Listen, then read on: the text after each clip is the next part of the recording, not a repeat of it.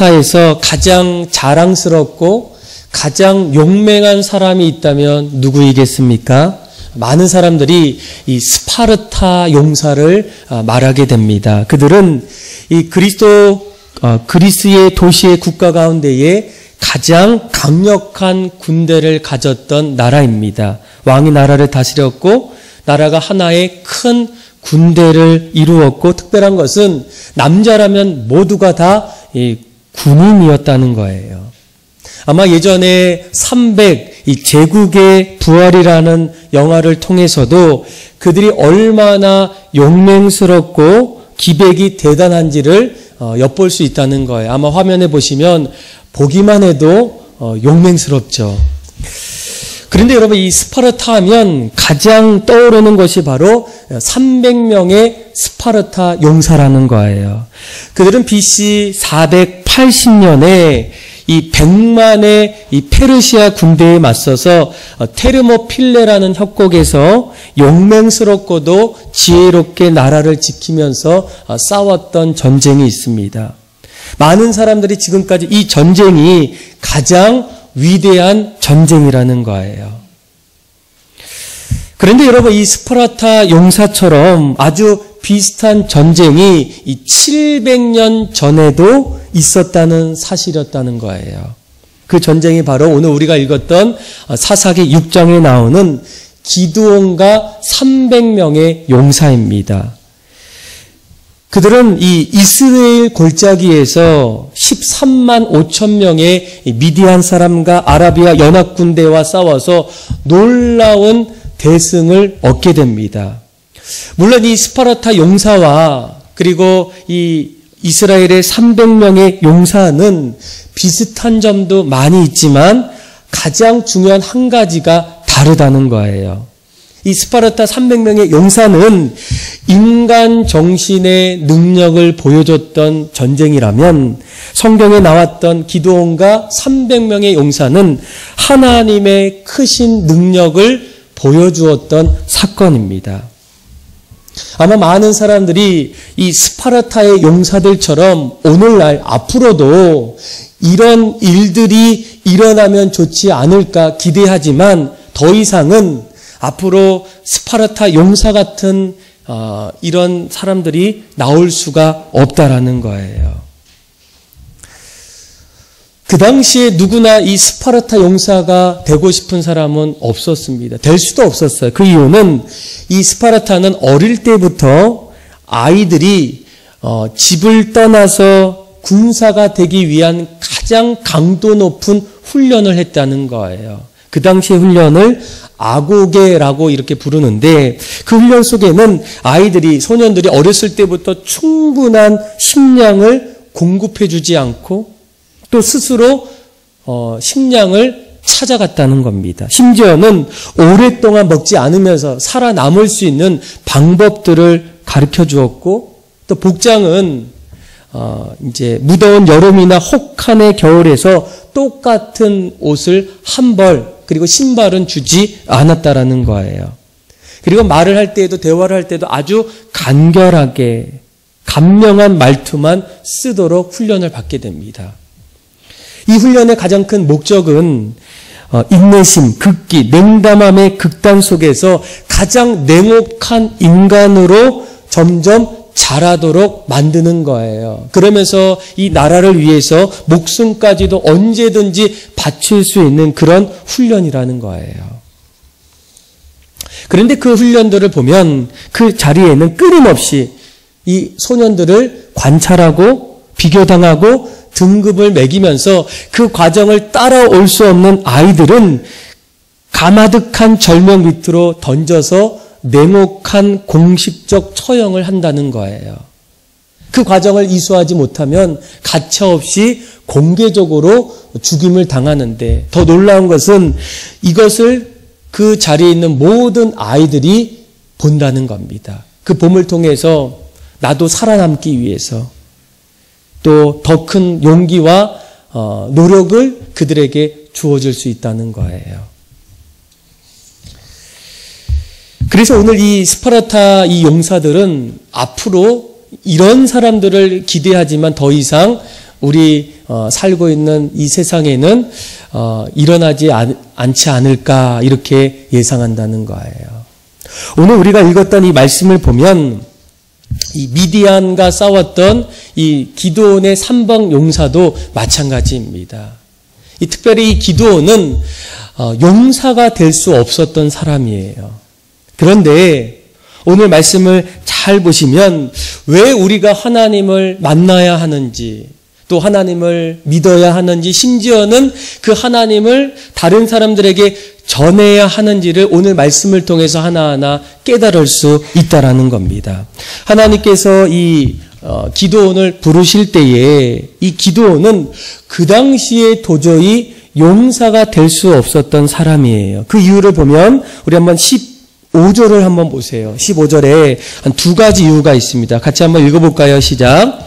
그러나 기드온이 그에게 대답하되 오 주여 내가 무엇으로 이스라엘을 구원하리이까? 보소서 나의 집은 므낫세 중에 극히 약하고 나는 내 아버지 집에서 가장 작은 자니이다. 아멘. 하나님께서 이 기드온을 부르실 때에 기드온이 그 모습을 보고 하나님 앞에 이렇게 대답합니다. 하나님, 우리 집안, 므낫세 지파죠. 이 므낫세 지파는 12지파 가운데에 가장 약하다는 거예요. 그러니까 오늘날로 말하면 우리 집안은 소위 금수저가 아니라 흙수저라는 거예요. 아무리 열심히 해도 아무리 좋은 환경에서 자라날 수가 없다라는 거예요. 그리고 또 한 가지는 잘 보시면 또 그 아버지 집에서 자신을 뭐라고 얘기합니까? 가장 작은 자라는 거예요. 이 기드온은 자기 자신을 그저 단순히 낮춘 것이 아니라 자신은 너무나 비천하고 보잘것없는 존재로 자신을 소개하게 됩니다. 한마디로 말하면 자존감이 그렇게 높지도 않고 가장 낮은 자리에 있다라는 거예요. 그런데 여러분 오늘 본문에 나오는 이 기드온이 자신을 그렇게 고백했음에도 불구하고 말씀을 하나하나 읽어보면 그가 300명의 용사를 데리고 14만 5천 명의 미디안 사람들과의 전쟁 속에서 대승을 거둘 수 있었던 이유가 도대체 무엇이겠습니까? 가장 큰 이유는 오늘 이 12절 말씀을 보세요. 12절에 보면 기드온 앞에 찾아왔던 하나님이 어떤 분인지를 우리가 알면 이해가 될 수 있어요. 우리 한번 12절 말씀 같이 한번 읽어보겠습니다. 시작. 여호와의 사자가 여호와께서 너와 함께 계시도다 하매 아멘. 자, 기드온은 우리 집안이 12지파 가운데 가장 보잘것없고 또 아버지 집에서 나는 가장 비천한 그런 존재라고 여겼을 때 하나님은 기드온을 뭐라고 부르십니까? 12절에 그를 용사라 부를 때에 가장 큰 용사로 부르셨다는 거예요.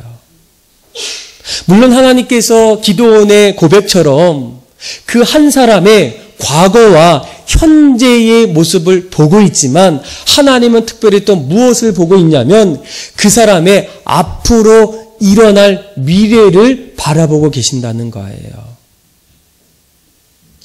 더 나아가서는 그 일들이 가능한 이유는 오늘 12절 말씀을 보면 그를 큰 용사로 불렀던 결정적인 이유는 무엇이겠습니까? 그 12절 후반절에 보면 큰 용사여 여호와께서 누구와 함께 계시다고요? 여호와와 함께 계시기 때문에 하나님이 이 기드온과 함께 하실 때에 너는 그 전까지 우리의 지파, 우리의 집안은 너무 보잘것없고 연약하고 할 수 없다고 생각하지만 하나님이 우리와 함께 하실 때 앞으로 너가 그 하나님을 붙잡고 나아간다면 너는 보잘것없는 인생이 아니라 연약한 존재가 아니라 이 땅에서 큰 용사와 같은 사람으로 변할 수가 있다라는 거예요. 그래서 여러분 우리가 하나님이 함께 하실 때에 하나님은 우리의 앞으로 일어날 가능성을 믿어주시는 분이에요. 기다려주시는 분이에요. 특별히 그들이 하나님을 믿고 하나님과 함께할 때에 하나님은 우리가 생각하지 못했던 놀라운 일들을 하나님과 임마누엘로 함께하신다는 거예요.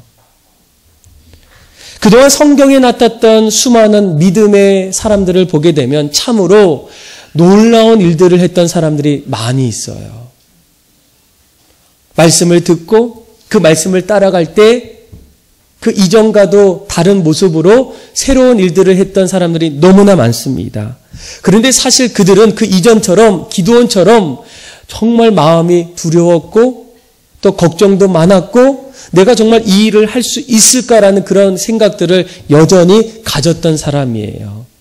뭐 예레미야 선지자, 또 이사야 선지자도 마찬가지 아니겠습니까?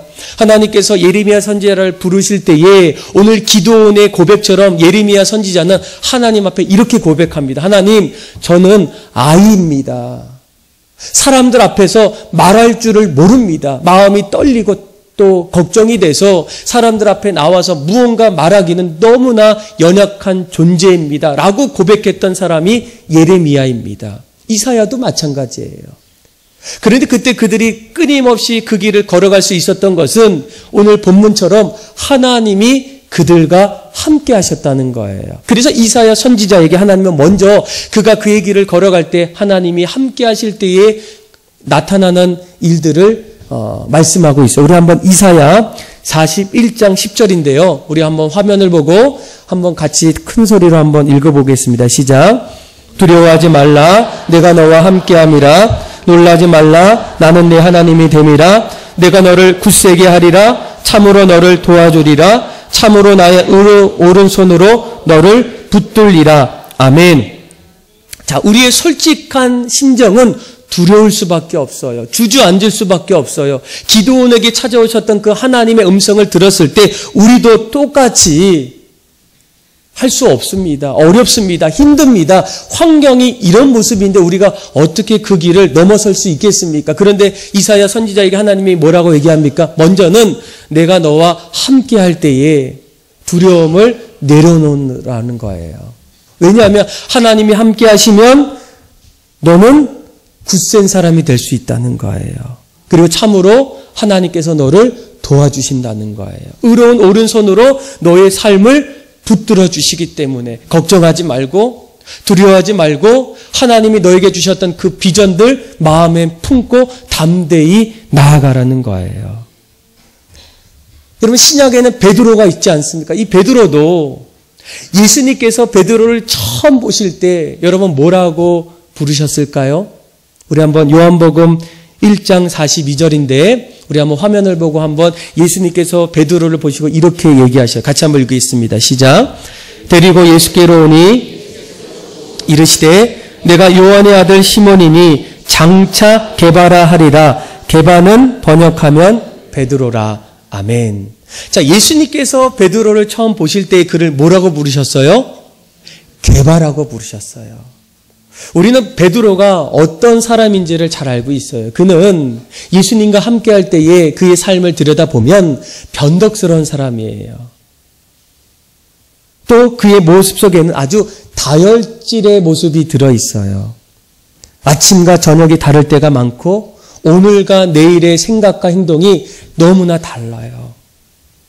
변덕이 너무 심해서 그는 일관성이 없는 사람이 아닐까 생각했는데 그의 과거의 삶과 지금의 모습 속에는 이렇게 말할 수 있는데 예수님께서 베드로를 보자마자 그에게 외쳤던 그의 부르심은 그를 뭐라고 불렀다고요? 게바라고 불렀다는 거예요.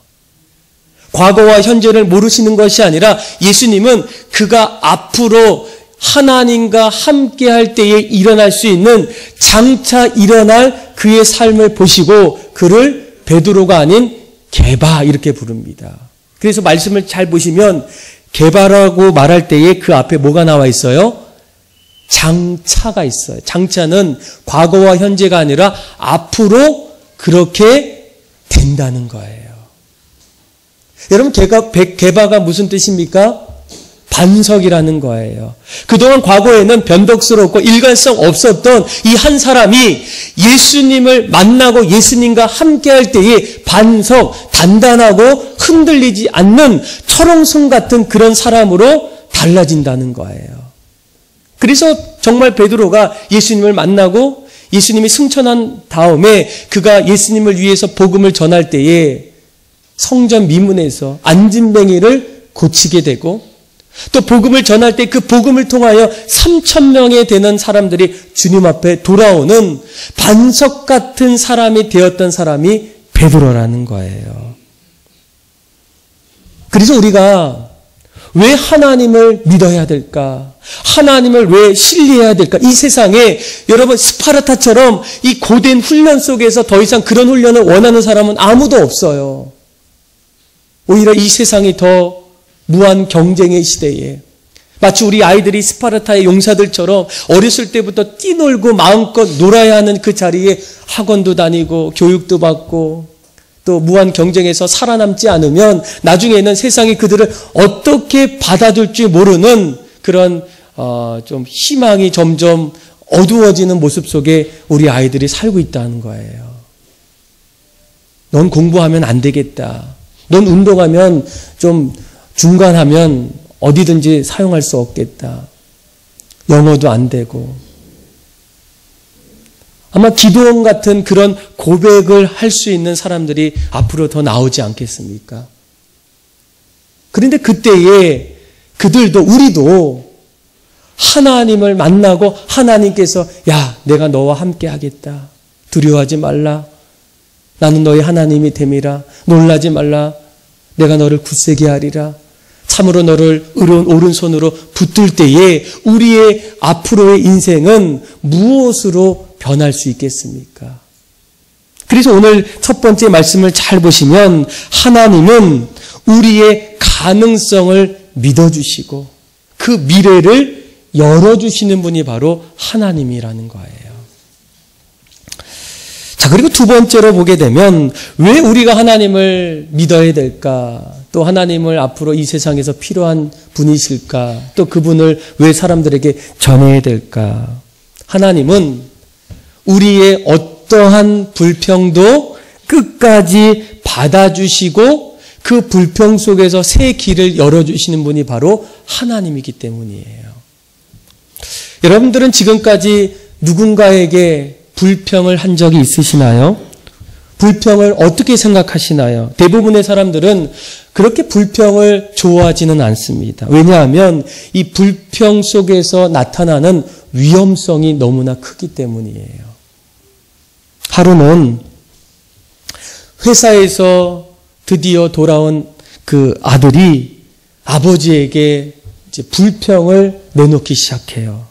아빠, 나 도저히 이 회사 다닐 수가 없을 것 같아요. 왜 그러는데 이 발바닥이 닳도록 뛰어다니면서 열심히 일했는데 회사에 돌아오니까 이 사장님이 왜 전화를 안 받냐고 그렇게 호통치면서 화를 내었다는 거예요. 더 이상 못 해먹겠다는 거예요. 그래서 할 수 없이 이 아버지가 그 아들의 어려움을 보고 그 회사를 그만두게 하고 새로운 직장 주유소를 이제 취직시켜줬어요. 그래서 아버지는 이제 아들이 거기에 가서 퇴근해서 돌아와서 너무나 궁금해서 물어봤어요. 오늘은 새로운 직장에서 어땠니? 그러자 그 아들이 이렇게 얘기해. 아빠, 나 주유소 그만 다니고 싶어요. 왜? 누구는 서서 하루 종일 기름 넣고 있는데 기다리는 사람은 차 안에 앉아서 껌이나 씻고 기다리고 있어요. 참을 수가 없어요. 이 아들의 불평에 견디지 못해서 아버지는 마지막으로 아들이 정말 편하고 할 수 있는 그 공동묘지 무덤지기로 취직을 시켜줬대요. 퇴근하고 돌아온 아들에게 아버지가 물어봤어요. 아들아, 하루 종일 앉아서 근무하는 직장 요즘 드물다. 어떠니? 괜찮니? 아들이 아버지 이야기를 듣고 아버지 뭐가 좋아요? 화가 나서 못하겠어요. 그러니까 왜? 나 혼자 의자에 앉아 있는데 모두들 누워 있잖아요. 여러분 이 불평은 또 다른 불평을 끊임없이 낳게 됩니다. 이 불평은 부정적인 생각을 부르고 이것이 또 부정적인 결과를 가져온다는 거예요. 심지어는 이 불평은 자기의 영혼을 해치기까지 하고 사람들과의 관계를 점점 어렵게 한다는 거예요. 정말 그렇지 않습니까? 처음에는 한 사람이 나에게 찾아와서 자신의 어려움을, 불평을 얘기해요. 공감도 되고 또 덮어주고 싶고 함께하고 싶어서 불평을 듣는데 그 불평이 점점 많아지면 그것을 들었던 사람 역시도 더 이상 받아주기가 어려울 때가 있어요. 한계를 맞이할 때가 있어요. 오히려 화가 날 때가 있어요. 그러면 그 사람과 불평하는 사람의 관계는 점점 깨질 수밖에 없어요. 그런데 여러분, 이 하나님은 이 불평에 대해서 어떻게 하실까? 영국의 신학자였던 이 C.S. 루이스는 그가 성경을 읽을 때에 참 놀라운 것은 이 성경 속에서 특별히 시편은 이 이스라엘 백성들 가운데 하나님 앞에 자신의 신앙을 고백했던 아름다운 내용들이 담겨 있어요. 그래서 그 마음을 가지고 시편을 읽는데 놀라운 것은 시편을 읽을 때마다 그 고백했던 사람들의 모습 속에는 불평으로 가득했던 고백들이 있었다는 거예요. 우리 한번 시편의 말씀을 좀 읽어보면서 한번 확인해 보겠습니다. 시편 1절에서 3편까지 같이 한번 읽어보겠습니다. 시작. 여호와여 어찌하여 환난 때에 숨으시나이까? 악한 자가 교만하여 가련한 자를 심히 압박하오니 그들이 자기가 베푼 꾀에 빠지게 하소서. 악인은 그의 마음의 욕심을 자랑하며 탐욕을 부리는 자는 여호와를 배반하여 멸시하나이다. 아멘. 자, 환난이 일어날 때 하나님은 왜 지금 숨고 계십니까? 오히려 악한 자가 교만하여 가련하여 심히 어려운 사람들을 압박하는 일들이 있을 때 하나님은 도대체 어디 계십니까? 그러니까 마치 오늘 이 고백은 하나님 앞에서 지금 원망하고 불평하는 고백이에요. 시편 12편 1편에도 여호와여 도우소서, 경건한 자가 끊어지며 충실한 자들이 인생 중에 없어지나이다. 하나님 도대체 뭐하고 계십니까? 이렇게 하나님 앞에 원망하고 하소연하고 있다는 거예요. 그런데 그가 그런 이야기를 발견했을 때 더 놀라운 것은 그런 불평 속에서도 하나님은 그 불평을 들으시고 결국에는 그 어려운 문제들을 해결해 주시는 분이 바로 하나님임을 깨달았다는 거예요. 여러분 오늘 본문도 잘 보세요. 하나님께서 기드온을 뭐라고 부르셨어요? 큰 용사라고 불렀어요. 내가 너를 이스라엘에 구원할 수 있는 사람으로 내가 너를 세우겠다. 걱정하지 마라. 내가 너와 함께하기 때문에. 그런데 그 말을 들었던 기드온이 13절을 보세요. 하나님 앞에 이렇게 대답합니다. 같이 한번 13절의 말씀을 같이 한번 읽어봅시다. 시작.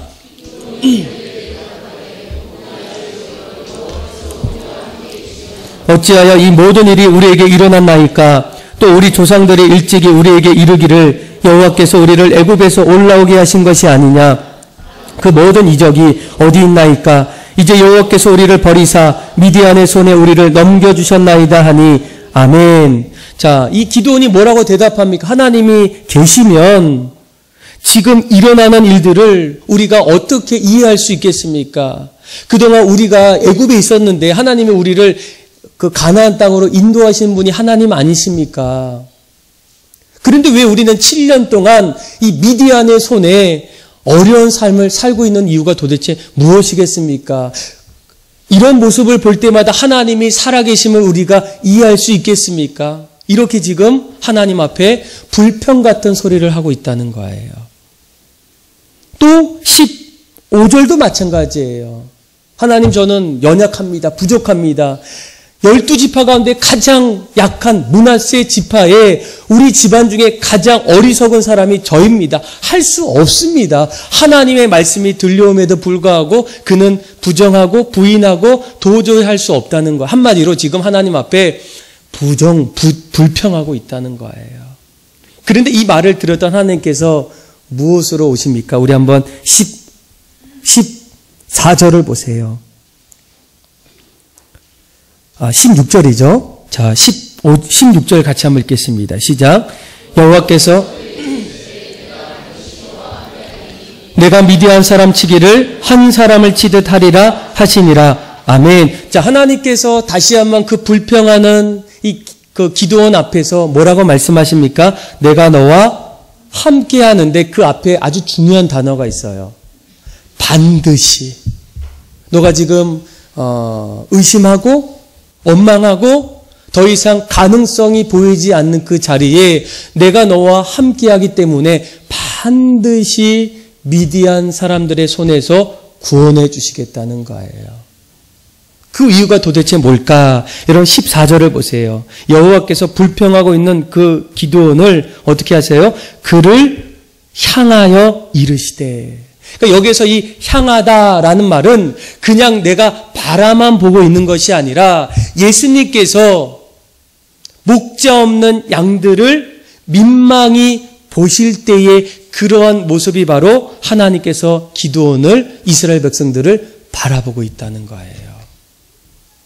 너희를 보니까 힘들고 어렵고 때로는 다시 주저앉아서 소망을 바라보고 있지 않는 그 자리에서 하나님은 그들을 단순히 보고 계시는 것이 아니라 민망히, 그죠? 컴패션, 그죠? 연민, 동정, 하나님이 긍휼한 마음으로 그들을 바라보면서 한 가지 약속을 해주시는 거예요. 내가 너와 함께 할 때 반드시 함께 하셔서 그들의 손에서 너희를 구원한다는 거예요. 여러분, 왜 우리가 하나님을 만나야 될까? 또 하나님 앞에 나아가야 될까? 하나님은 우리의 불평까지도 새롭게 만들어주시는 분이 바로 하나님이라는 거예요. 여러분, 불평하지 않고 싶어도 불평할 때가 있지 않습니까? 그럴 때 여러분, 하나님 앞에 불평하세요. 기도하면서 하나님, 왜 내 삶이 이런 모습입니까? 한나도 하나님 앞에 자녀가 없을 때 통곡하면서 하나님 앞에 따지듯 기도했어요. 하나님이 그것을 어떻게 하십니까? 다 이렇게 받아주셔요. 그리고 그의 기도를 들으시고 오히려 그의 삶의 자리에 사무엘이라는 아들을 오히려 보내주셨다는 거예요.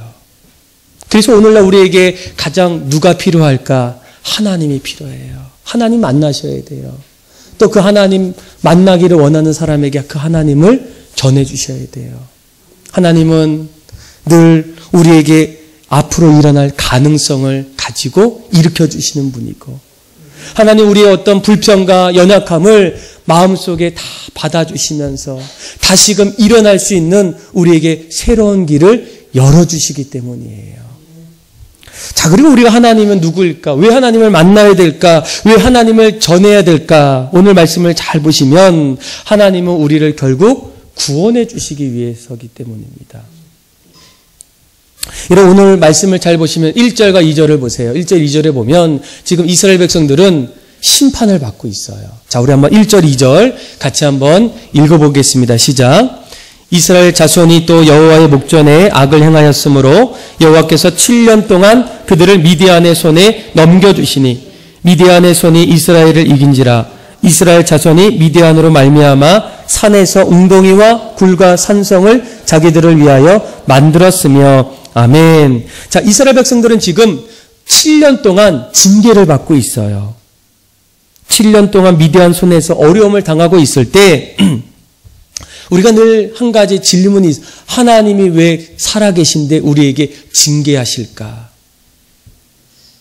그런데 여러분, 오늘 말씀을 잘 보시면 그 징계는 심판을 위한 징계가 아니라 구원을 위한 징계라는 거예요. 1절 말씀 잘 보세요. 그들이 하나님 앞에서 또 뭐를 합니까? 악을 행해요. 자꾸만 이스라엘 백성들이 잘못된 길을 걸어갑니다. 그 모습을 보자마자 하나님께서 그들에게 징계로 찾아오셨다는 거예요. 그런데 그 징계의 아주 중요한 목적은 징계를 위한 징계가 아니라, 심판을 위한 심판이 아니라 구원과 회복을 위한 징계라는 거예요. 왜일까요? 그 안에 하나님의 사랑이 담겨 있기 때문에. 아마 보통 사랑이 넘치는 곳이 가정 아니겠습니까? 우리가 가정을 보게 되면 어렸을 때 누구나 부모로부터 꾸지람을 듣고 매를 맞는 기억을 갖고 있는 분들이 있을 거예요. 그 당시에는 부모님께서 왜 나에게 이렇게 이 정도까지 호되게 나를 혼냈을까? 그러면서 가끔씩 마음속에는 혹시 누나와 동생은 아닌 것 같은데 나는 다리 밑에서 주워온 건 아닐까라고 이런 생각을 한번 하신 적이 있을 거예요. 그런데 지금 돌이켜보면 무엇 때문이겠습니까? 어머니가 그렇게 혹독하게 피눈물 흘리면서 매를 드셨던 것은 이 아이를 미워해서가 아니라 오히려 사랑하셔서 이 징벌을 통해서 이 아이가 사람 되고 더욱더 꿈을 향해서 달려가기 위한 부모님의 사랑의 마음이라는 거예요. 그래서 오늘 말씀도 하나님께서 이스라엘 백성들에게 찾아오셔서 그들을 심판하신 이유는 단지 심판이 아니라 회복과 개선을 위한 눈물의 심판이고 용서를 전제한 사랑의 꾸지람이라는 거예요.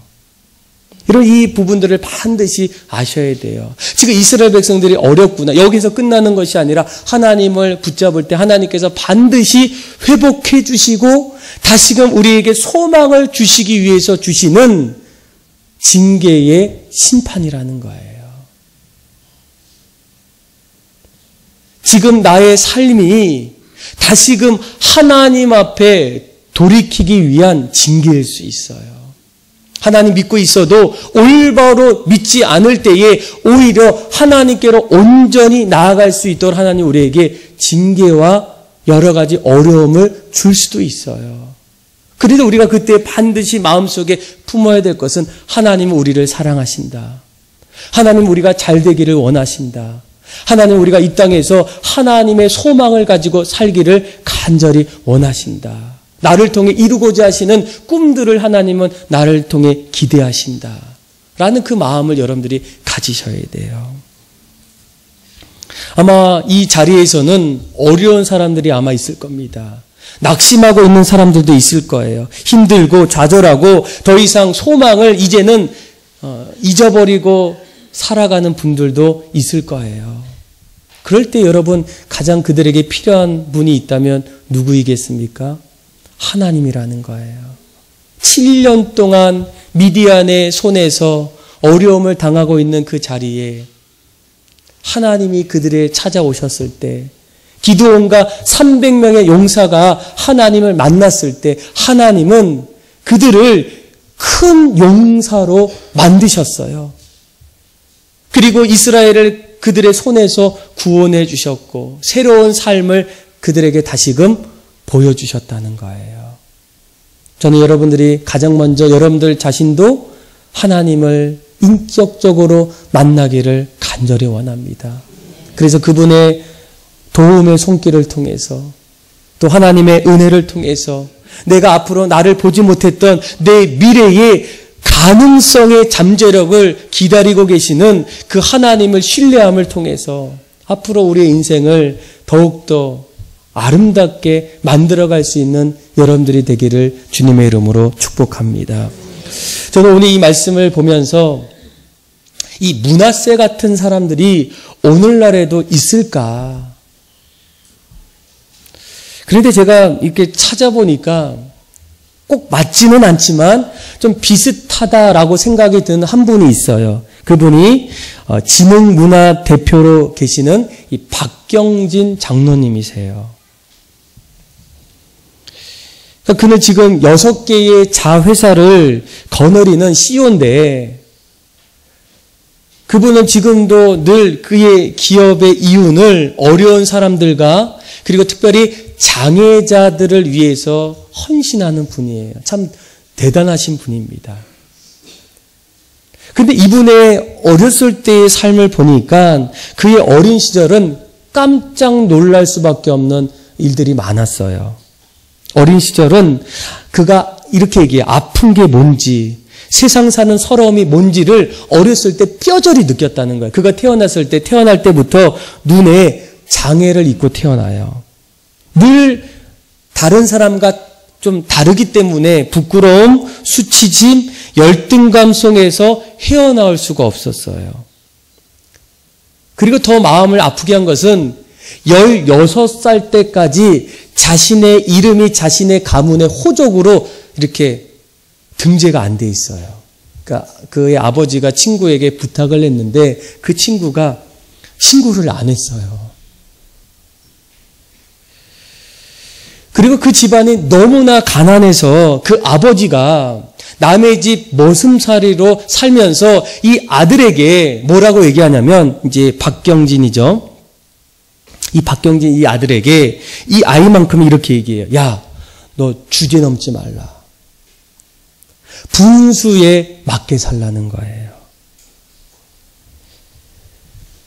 그러니까 이 어렸을 때부터 한쪽이 눈이 정상적이지 않고 집안도 가난하고 또 배운 것도 별로 없고 그런 자리에 심지어는 나를 사랑해 줘야 될 아버지가 이렇게 얘기하는 거예요. 주지 넘지 말게 살라는 거예요. 분수에 맞게 살라는 거예요. 이런 이야기를 아버지에게까지 듣게 된다면 이 아이는 어떤 과정으로 살 수 있겠습니까? 그런데 그가 12살 때 하나님을 만났다는 거예요. 그리고 하나님을 만날 때 한 가지 내 마음속에 찾아오는 것은 믿는 자에게는 능치 못할 일이 없으실 그 예수님의 능력을 신뢰하고 싶었다는 거예요. 그래서 예수님과 대화 속에서 날 때부터 소경된 자는 과연 누구의 죄 때문인가라는 그 질문 속에서 하나님이 뭐라고 얘기합니까? 이 사람도 하나님의 뜻을 이루기 위해서 만드셨다는 거예요. 그래서 그 말씀을 듣고 그래 나도 이런 모양이지만 사람들은 나를 주제넘지 말고 분수에 맞게 살라고 말하지만 하나님은 그때의 이 기드온처럼 앞으로 당신을 통해 일어날 잠재적인 가능성을 기다리시면서 그 박경진이라는 그 한 사람을 점점 새롭게 만드셨다는 거예요. 최근에 그가 책 한 권을 이제 출판했는데 감사의 힘이에요. 근데 그가 이렇게 얘기하더라고요. 예수님을 믿는다는 것이 얼마나 큰 축복이며 감사의 힘이 얼마나 위대한 것인지를 시간이 흐르면 흐를수록 더욱더 깊이 깨닫는다는 거예요.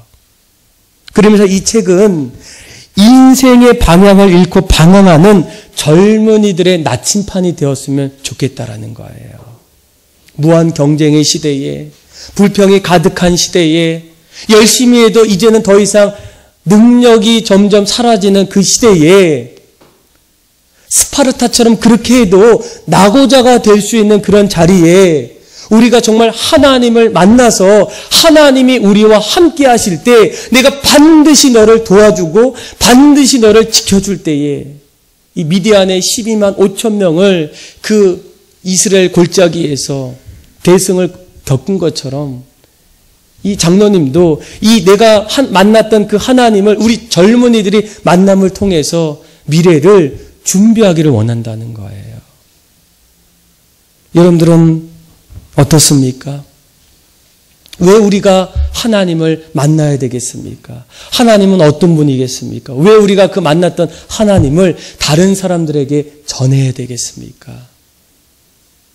저는 여러분들이 오늘 기드온과 같은 우리의 삶이 하나님을 만남을 통해서 더 이상 불평을 내려놓고 우리 인생의 새로운 길을 열어감을 통해서 날마다 하나님 앞에 감사하고 영광 돌릴 수 있는 믿음의 성도들이 다 되기를 주님의 이름으로 축복합니다. 우리 이 시간 아무것도 두려워하지 말라 함께 찬양하고